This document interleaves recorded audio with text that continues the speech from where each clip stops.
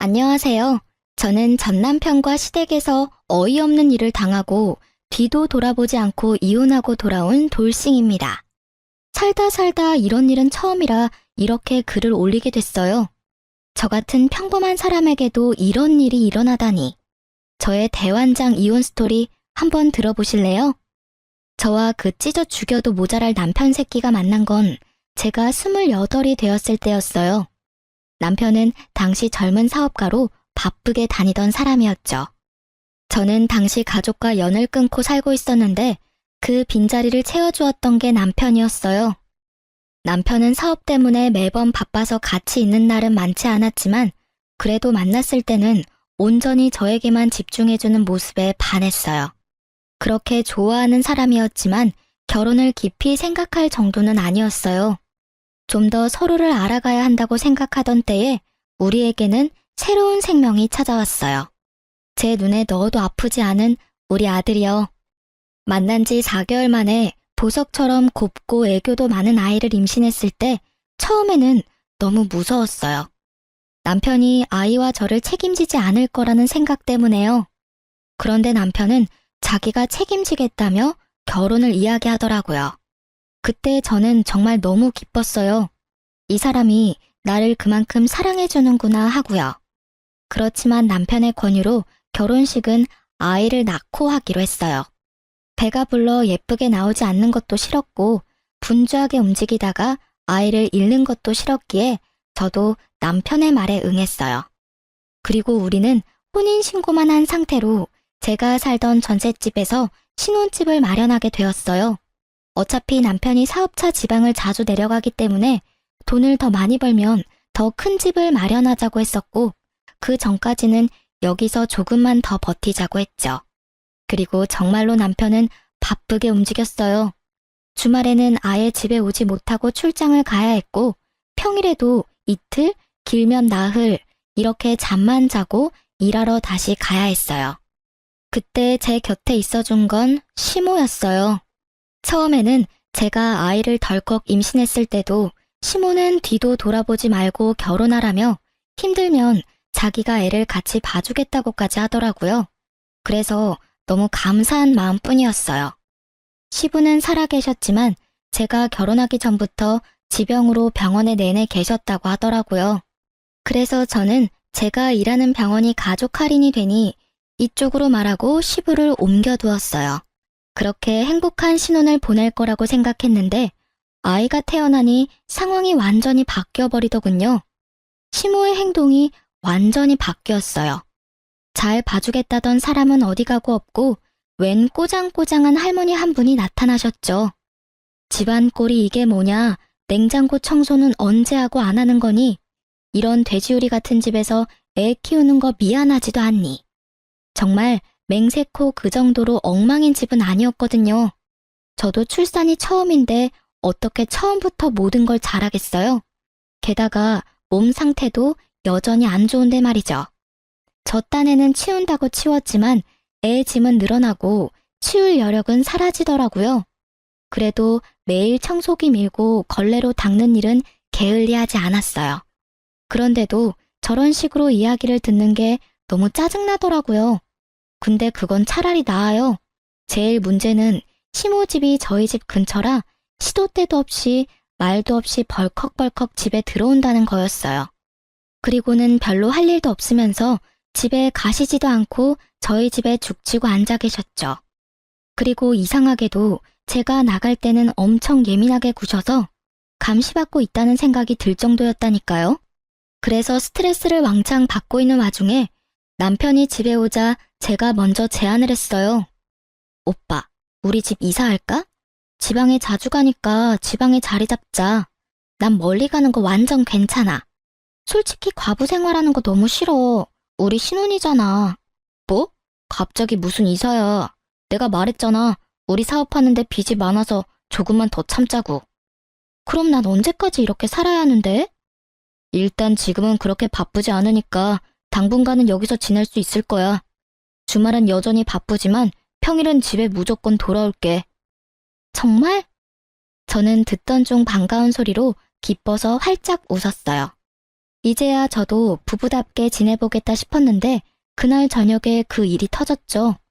갑자기 걸려온 오래된 친구의 전화였어요. 웬일이야?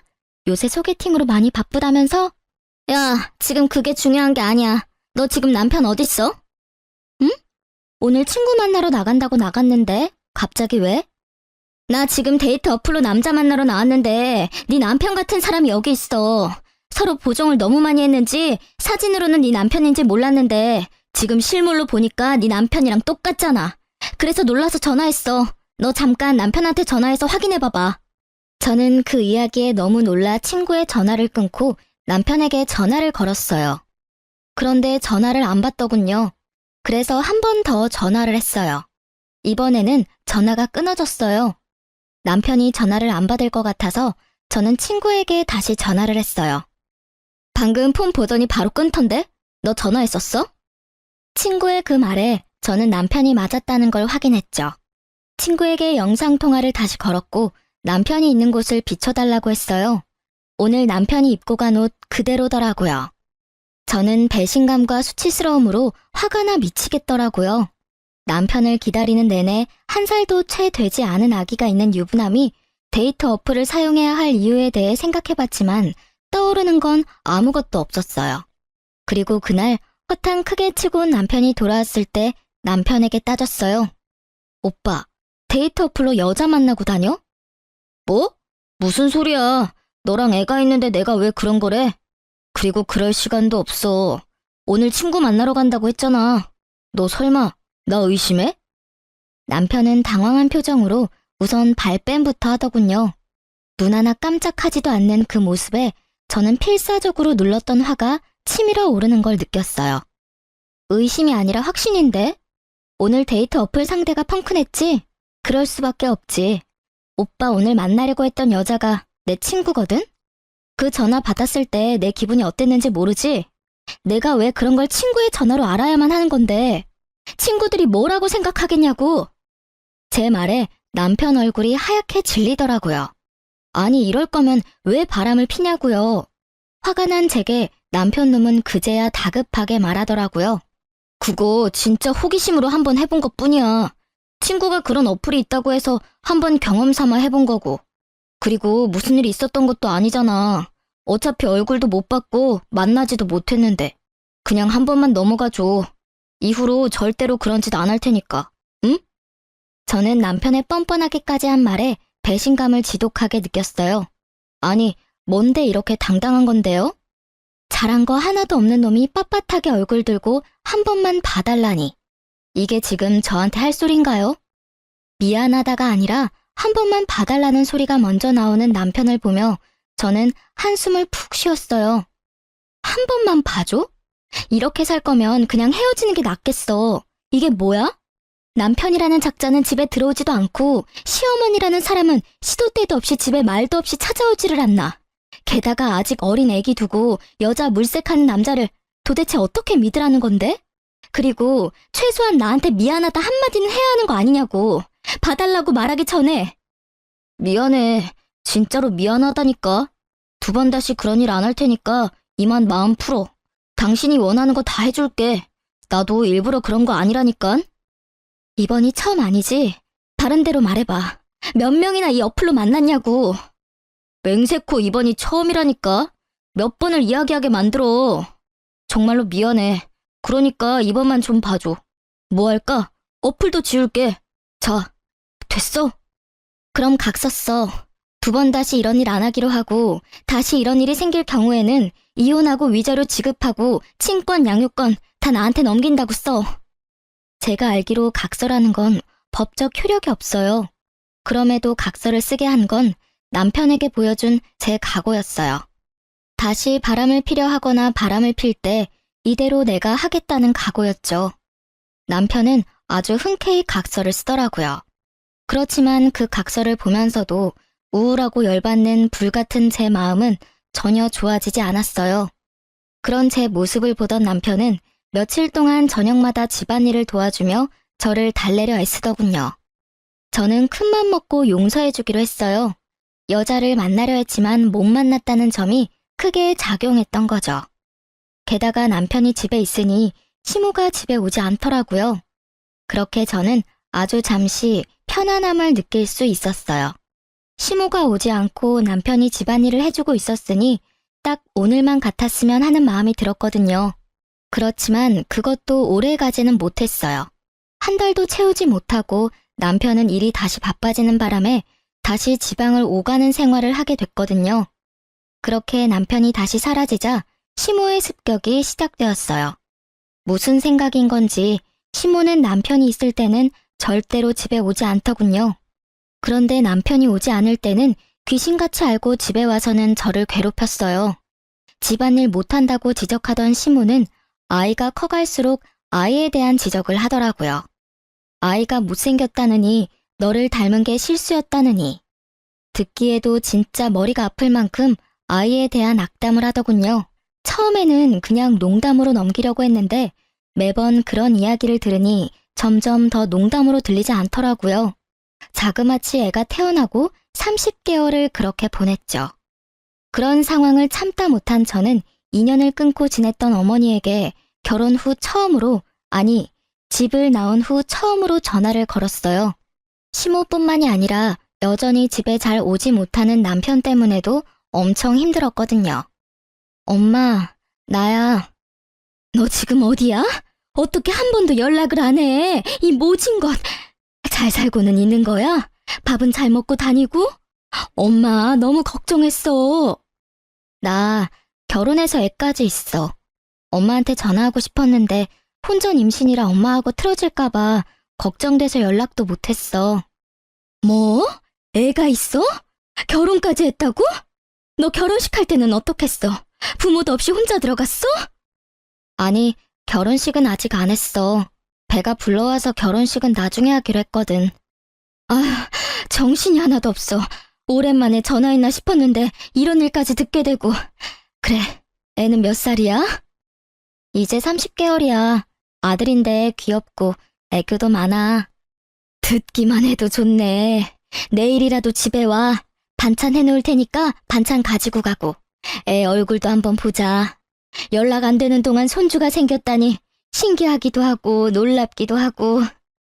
그렇게 전화를 끊고 다음날 꼭두 새벽부터 저희 친정을 찾아갔어요.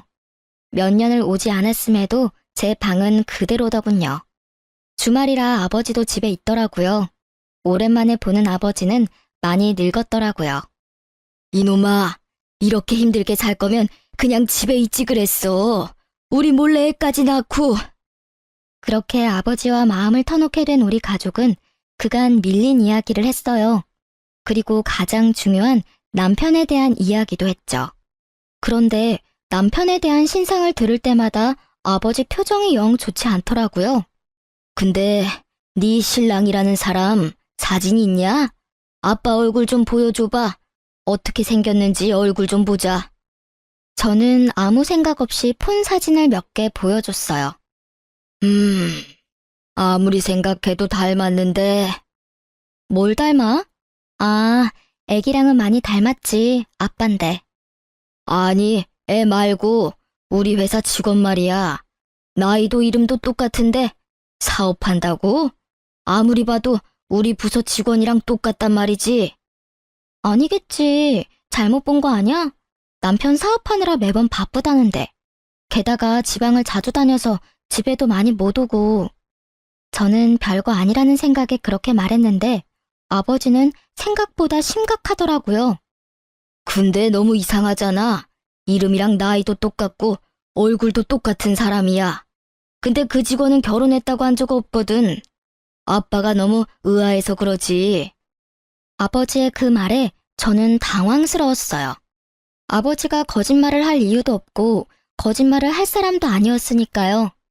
게다가 이름에다 나이, 얼굴까지 똑같은 사람이 이 세상에 몇 명이나 되겠어요? 저는 걱정이 되기 시작했어요. 만약 제 남편이 아버지가 아는 사람이 맞다면 그는 제게 직업도 속이고 싱글인 척 돌아다닌다는 것이잖아요. 남편이 데이트 어플을 사용했던 전적이 있었기에 저도 마음 편히 있을 수는 없었어요. 그래서 엄마에게 반찬을 받아 집에 돌아오면서 곰곰이 생각했어요.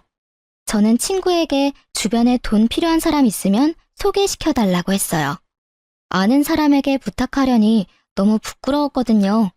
소개받은 사람에게 돈을 주고 남편의 사진을 보여주며 이 사람을 미행해달라고 했어요. 어딜 가는지 뭘 하는지도 알아봐달라고 했죠. 저는 남편 출근 시간에 맞춰 그 사람을 불렀어요. 그리고 시간마다 사진이 메시지로 제게 도착했어요. 남편은 저희 집에서 나와 정말로 아버지의 직장으로 가더군요. 아버지가 다니는 회사 이름을 보고 있으니 손발이 벌벌 떨리더라고요. 진짜로 아버지 말대로 사업가가 아닌 직장인이었던 남편이 왜 저를 속였는지 그 속내가 궁금해졌어요. 이 사진만으로도 분노할 만한데 그 뒤의 사진은 아주 가관도 아니었어요. 제가 모르는 어떤 아파트로 들어가는데 거긴 지금 제가 사는 집 근처였거든요. 남편 놈이 그 아파트에 들어가는 사진까지 보고 난 뒤 제가 직접 알아보기로 했어요. 아이를 친정엄마에게 맡겨놓고 새벽부터 그 아파트로 가서 남편의 차 번호를 찾았죠. 그리고 근처에서 몰래 기다렸어요. 그날은 주말이었는데 차를 타러 나오는 남편이 보이더라고요. 사진 속 여성과 아이, 그리고 시모까지 모두 나왔어요. 시모가 이 여성과 아이를 알고 있었다는 거잖아요. 남편의 팔짱을 끼고 유모차를 밀고 있는 남편 놈을 보니 배알이 뒤틀려 지금이라도 당장 뛰어나가서 머리채를 쥐어뜯고 싶더군요. 하지만 참았어요. 나와 만날 때부터 아니면 혹시라도 그 전부터 만났을지도 모를 상간녀를 보니 속이 안 좋았어요. 게다가 저희 아이보다 아주 조금 어려 보이는 아이. 제가 임신했을 때 저 여자도 임신을 했었다는 이야기잖아요. 너무 더러운 기분에 저는 더 이상 그 사람들을 쫓아갈 생각도 들지 않았어요. 집에 돌아와 남편을 기다리며 왜 굳이 남편이 나와 결혼을 했을까 고민해봤어요. 솔직히 우리 부부 사는 게 보통 부부처럼은 절대 보이지 않잖아요. 주말은 오지 않고 평일에도 이틀, 나흘? 이럴 거면 저랑 왜 흔쾌히 결혼을 했냐 이거죠. 그런데 짐작 가는 구석이 딱 하나 있긴 했어요. 결혼하면서 남편이 제게 그랬거든요. 우리 결혼하면 아버지 혹시 당신 직장에 모셔줄 수 있어? 아버지 병원비가 생각보다 많이 나와서 걱정이거든. 지병이 있으셔서 병원에 입원하셔야 하는데 병원비가 어마어마하더라고. 아버님이 병원에 계시다고? 요양병원이면 비용이 꽤 나올 텐데. 수급자가 아니시면 아무래도 부담이 되지. 비급여가 많으니까 그럼 우리 병원으로 모시자. 직원 할인 있으니까 조금 도움은 되겠지. 그리고 무슨 일 있으면 연락하기도 쉽고 말이야. 그 말에 시부를 저희 병원으로 옮기고 제가 보호자로 지내며 필요한 걸 넣어드리거나 굳은 일을 도맡고 있었거든요. 일단 같은 건물에 있으니 제가 하기 쉬웠으니까요. 그리고 시모도 결혼할 때 꼭 부탁하더라고요. 그런데 옮기고 나니 정작 아무도 찾아와 보지는 않았어요. 그렇게 지극정성으로 모시는 척 하더니 제게 맡겨두고는 아예 발길을 뚝 끊었죠. 가만 보니 이것들이 입원비 할인받고 그 김에 귀찮은 짐 떠넘기려고 저와 결혼을 하려고 한 것 같았어요. 얼굴도 보지 못한 여자가 임신을 했다는 이유만으로 결혼을 허락한 시모의 속내도 마찬가지였던 것 같았어요. 그런 인간들 손에 노란한 내가 너무 바보 같고 원망스러워서 아무 일도 손에 잡히지 않고 시간만 흘렀어요. 그리고 월요일 저녁이 되자 남편이 집에 돌아왔더라고요. 저는 남편이 거실 소파에 앉자마자 폰으로 사진을 보여줬어요. 이거 뭐야? 그게 뭔데? 사진을 흘깃 보던 남편은 표정이 싹 바뀌더라고요. 뭔지 알아챈 거죠. 내가 사진 하나를 받았는데 사업하느라 바빠서 집에 못 온다고? 개집질하느라 집에 못 오는 거였겠지. 어이가 없어서 애까지 만들었어? 딱 봐도 우리 애랑 얼마 차이 안 나 보이는 애를 언제부터 이 상간녀랑 두 집 살림했는지 빨리 풀어. 저의 추궁에 남편 놈의 반응은 상식적이지 않았어요. 아니, 방귀 낀 놈이 성낸다고 딱 그 꼴이었죠. 도리어 저한테 화를 냈으니 말이에요. 당신 스토커야? 왜 남의 뒤를 캐고 지랄이야? 내가 밖에서 뭘 하고 다니든 네가 무슨 상관인데? 버럭 화를 내는 남편을 보니 정말 부글거렸어요. 이 새끼는 왜 화를 내는 거죠? 화를 내려면 내가 내야 하잖아요. 상간녀랑 얼마나 됐는지는 모르겠는데 애까지 낳았다니 볼장 다 본 거잖아. 우리 헤어져. 그리고 시아버지도 다른 병원으로 보내줘. 헤어지고 나면 남이니 병원비 내가 도와줄 필요도 없잖아. 그렇지? 역시 시부 이름이 정답이었는지 남편놈이 갑자기 당황하더군요. 잠깐, 급하게 굴지 마. 내가 화낸 건 당신이 내 뒤를 캐서야. 물론 바람핀 건 내 잘못이지. 그러니까 내가 그쪽 여자 정리할게. 어차피 호적이고 뭐고 올라가 있지도 않아. 나 법적으로 깨끗한 사람이라고. 그러니까 일단 진정하고 우리 앞으로 어떻게 할지 생각해보자. 남편놈은 그쪽을 정리하겠다는 말을 불쑥 꺼내더라고요. 저는 더 어이가 없었어요. 지 사정에 맞춰서 이 여자 저 여자 관리하는 모양새가 여자가 한둘만 있지는 않을 거라는 합리적인 의심을 하게 만들었죠. 분명히 다른 여자도 있겠지 하는 생각이 강하게 머리를 강타했어요. 저는 남편에게 강하게 말했어요. 법적으로는 깨끗하겠지. 그런데 내 마음이 깨끗하지가 않아. 네 얼굴 보는 것만으로도 뱃속이 부글부글거리고 열받아서 머리가 돌 것 같다고. 그리고 뭐? 정리를 해? 어떻게 정리할 건데? 내가 데이트 어플 같은 거 할 때부터 알아봤어야 했어. 그때 끝장 봤으면 이 꼴 안 보고 사는 건데. 여기 내 집이고 어차피 오빠 짐도 얼마 없어. 그러니까 내가 앞으로 어떻게 할 건지 결정하기 전까지는 이 집에 발도 디딜 생각하지 마. 냉정하게 생각해. 이런 일로 당신 진짜 혼자 살 거야? 애도 어리고 싱글맘이 얼마나 힘든지 당신이 몰라서 그러나 본데. 지금까지도 충분히 싱글맘처럼 살고 있었어. 아니, 그보다 더 심하지. 싱글맘은 아들 외도 눈 감아주는 시어머니는 없을 거 아냐. 어쩐지 나를 감시하는 것 같더라니. 내가 그 여자랑 만날까봐 둘이서 연락 주고받았던 거지. 아주 가족들이 다 짜고 나를 속였어.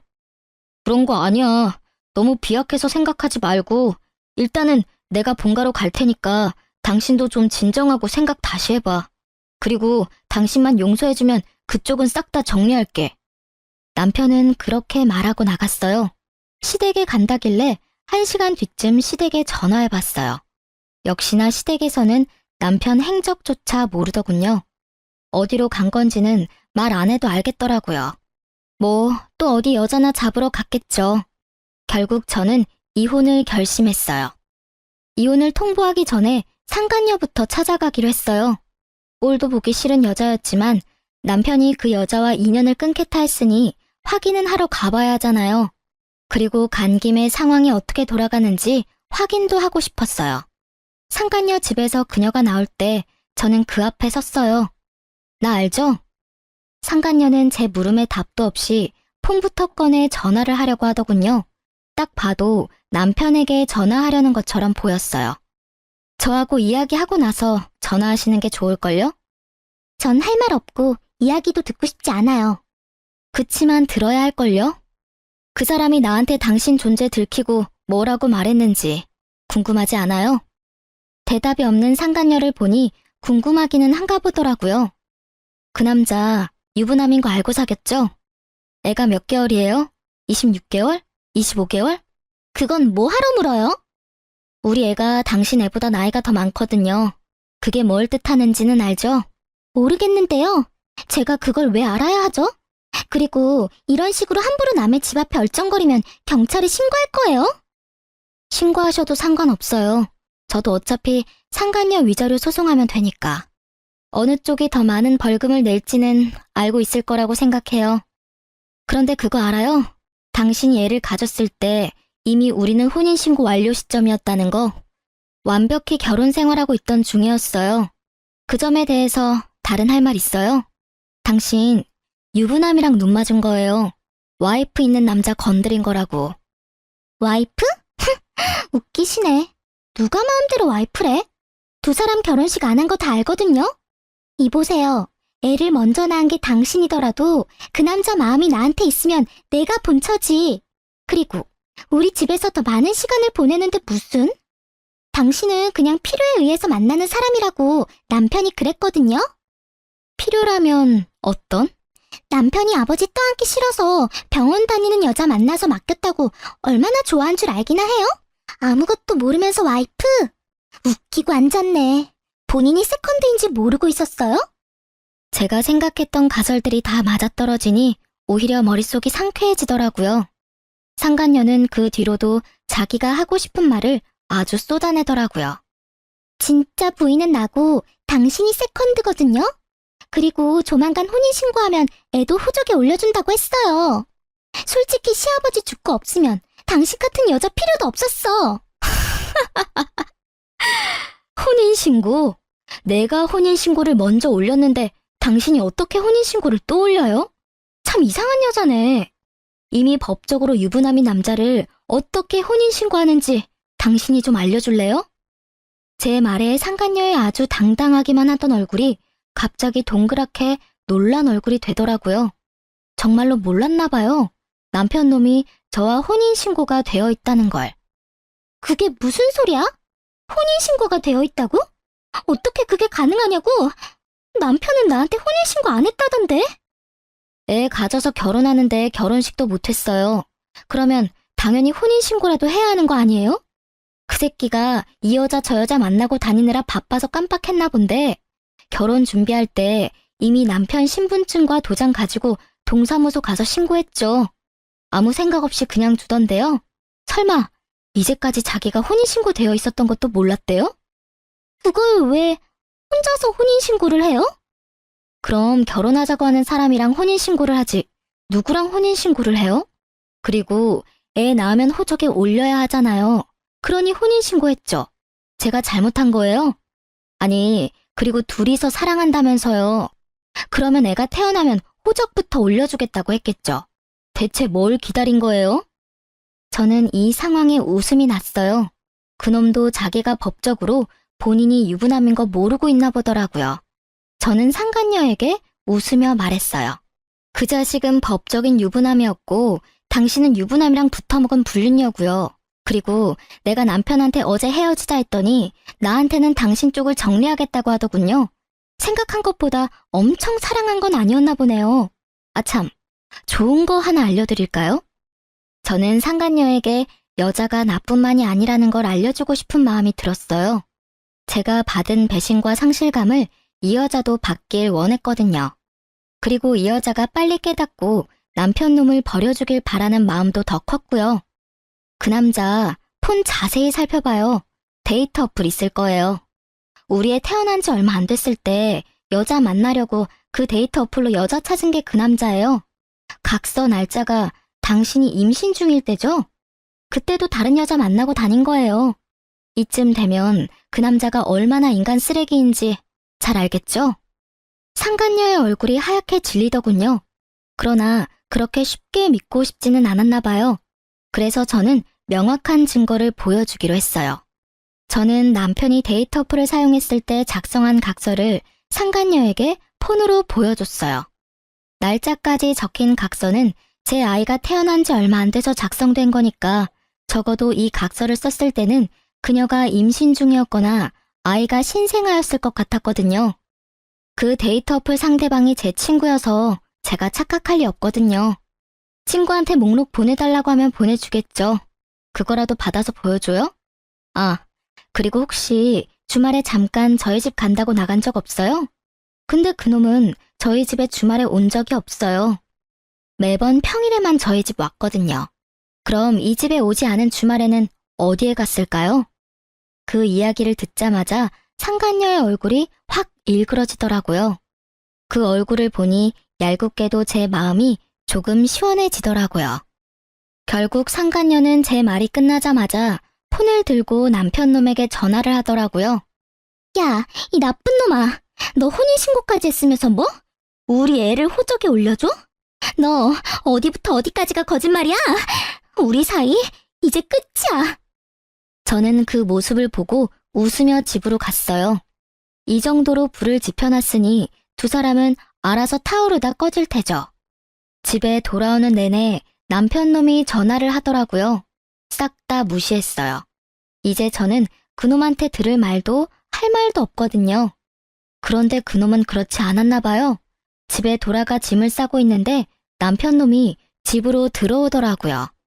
저는 신경도 쓰지 않고 짐을 마저 챙겼어요. 남편이 제 몸을 휙 돌려 세우더라고요. 얼굴을 보니 화가 잔뜩 난 것이 제가 딱 바라던 얼굴이었어요. 바빠. 별일 아니면 나중에 전화로 해. 그게 남편한테 할 말이야? 당신이 하던 대로 했는데 뭐 문제라도 있어? 매번 바쁘다고 나중에 전화하던 사람은 당신이잖아. 아, 지금 그 말 하자는 게 아니잖아. 너 혼인신고는 언제 했어? 아니 왜 맘대로 혼인신고를 해? 그것부터 묻는 걸 보니 상간녀가 화낸 것보다도 자기가 총각이 아니라 유부남이라는 사실이 참으로 화가 났나 보더라고요. 저는 너무 웃겼지만 꾹 참고 말했죠. 아, 그것 때문에 왔어? 그럼 결혼식도 안 하고 애 낳고 사는데 혼인신고라는 확신도 없으면 나중에 내가 뭐가 되는데? 그리고 결혼하자는 말은 혼인신고 하자는 말이랑 똑같은 거 아니야? 그게 아니면 다른 생각이라도 했어? 평생을 총각으로 있고 싶었나 본데 난 그런 거 정확히 아는 타입이야. 결혼 준비하면서 당연히 혼인신고도 한 거지. 질문이 근데 너무하네. 왜? 유부남이면 안 되는 이유라도 있어? 애가 이쪽 집 저쪽 집 합쳐서 둘이나 되면서? 아, 그런 문제가 아니라고. 그럼 그 여자는 왜 찾아갔어? 나랑 해결하면 될 문제잖아. 너 스토커야? 왜 엄한 사람한테 가서 화풀이 했냐고. 나하고 싸우고 해결하면 될 일을 내가 그 여자랑 헤어져 준다고 했잖아. 내가 뭘 하든 신경 안 썼잖아. 그러니까 이번에도 신경 쓰지 마. 내가 무슨 짓을 해도 더 이상 신경 쓰지 말라고. 이혼하고 집 뺄 거거든? 그러니까 그 여자랑 잘 살아. 왜 나 때문에 그 여자랑 헤어져? 그러지 마. 그냥 둘이서 늙어 죽을 때까지 시부시모 모시고 잘 살면 되잖아. 더 이상 간섭 안 할 테니까. 아 참, 대신에 위자료는 무조건 받을 거고 아이 양육권 친권도 무조건 가져올 거니까 양육비 줄 걱정이나 하고 있어. 양육비? 나 그럴 돈 없어. 받고 싶으면 네가 알아서 받아가. 돈 한 푼도 없는 나한테 가져갈 게 있을까? 네가 알아서 잘 찾아봐. 나는 못 주니까. 배째라는 식으로 말하는 남편을 보며 저는 싱긋 웃어줬어요. 저런다고 제가 당황할 줄 알았다면 오산이죠. 그래? 오빠가 안 주면 오빠 직장에서 돈 직접 빼갈게. 걱정 마. 그거면 충분하지? 신경 쓸 일 하나도 없으니까. 뭐? 네가 내 직장을 어떻게 알아? 너 내 뒤도 캐고 다녔냐? 당황한 남편놈의 얼굴에 저는 더 크게 미소 지으며 말해줬어요. 나도 얼마 전에 아버지랑 연락돼서 알게 됐거든. 오빠가 우리 아빠 부하 직원이더라고.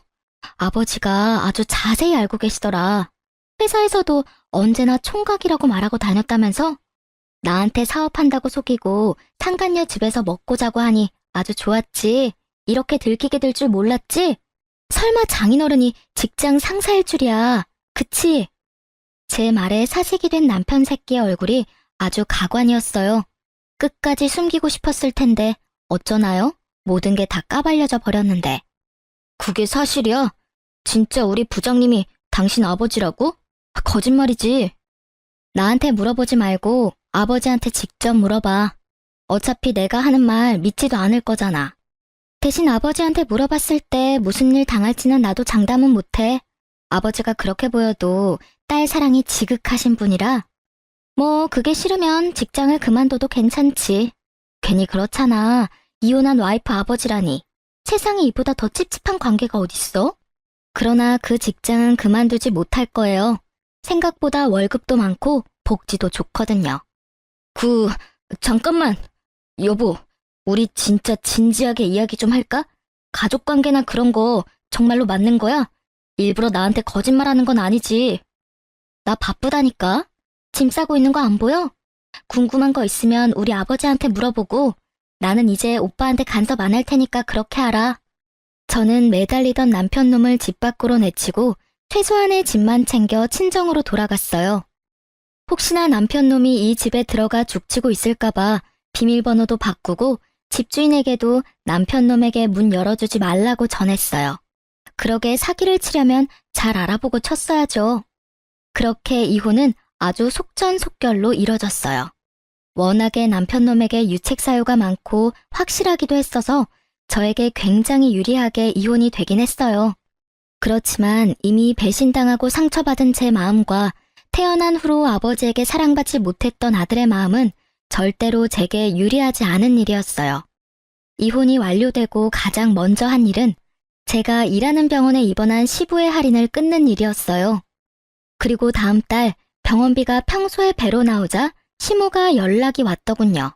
병원으로 전화하면 될 일을 제 개인 폰으로 연락을 했어요. 야, 너 병원비에 무슨 짓 했지? 왜 병원비가 갑자기 이렇게 많이 나와? 80만 원 나오던 병원비가 왜 갑자기 160만 원이나 나와? 아, 보호자분, 그건 당연한 일이죠. 원래 병원비가 160인데 가족 할인 받아서 120만 원이었고 그중에 40만 원을 제가 선지급금으로 내드리고 있었거든요. 그래서 보호자분이 낼 돈은 80만 원밖에 안 됐던 거예요.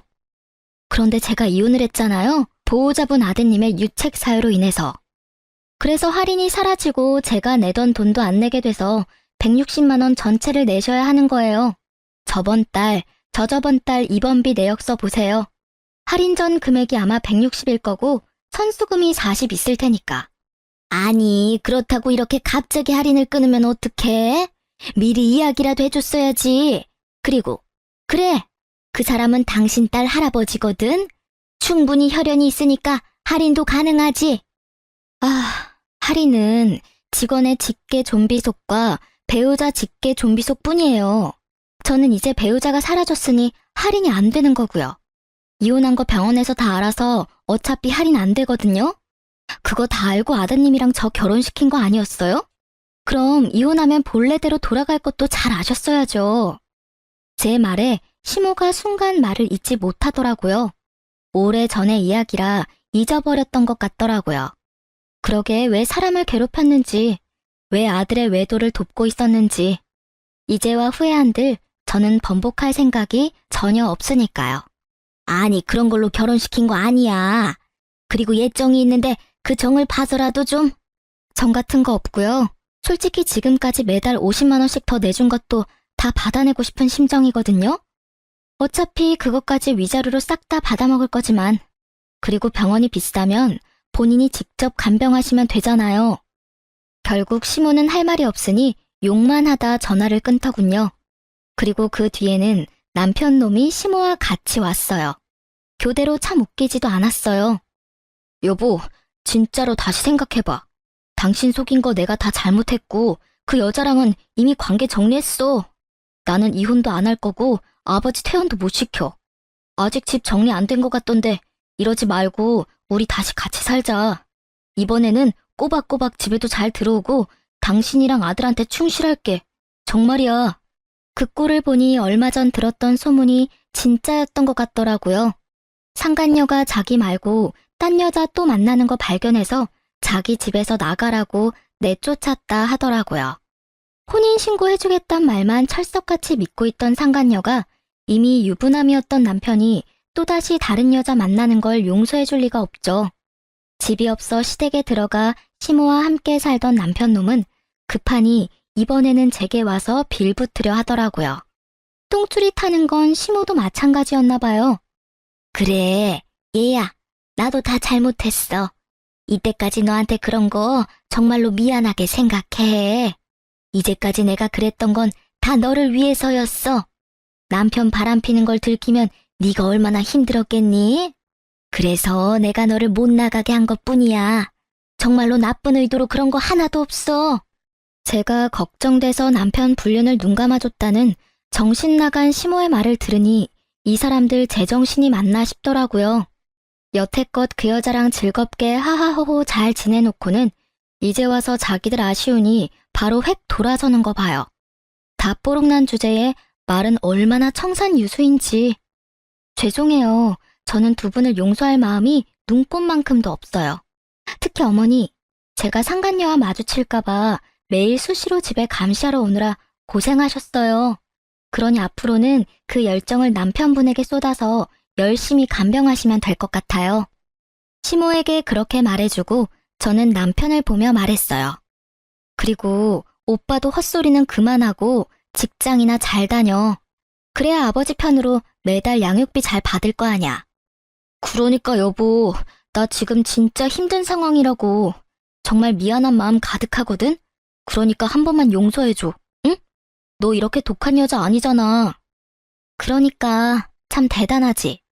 이렇게 어리바리한 여자를 이렇게 독하게 만드는 당신 가족들이 더 대단하지 않아?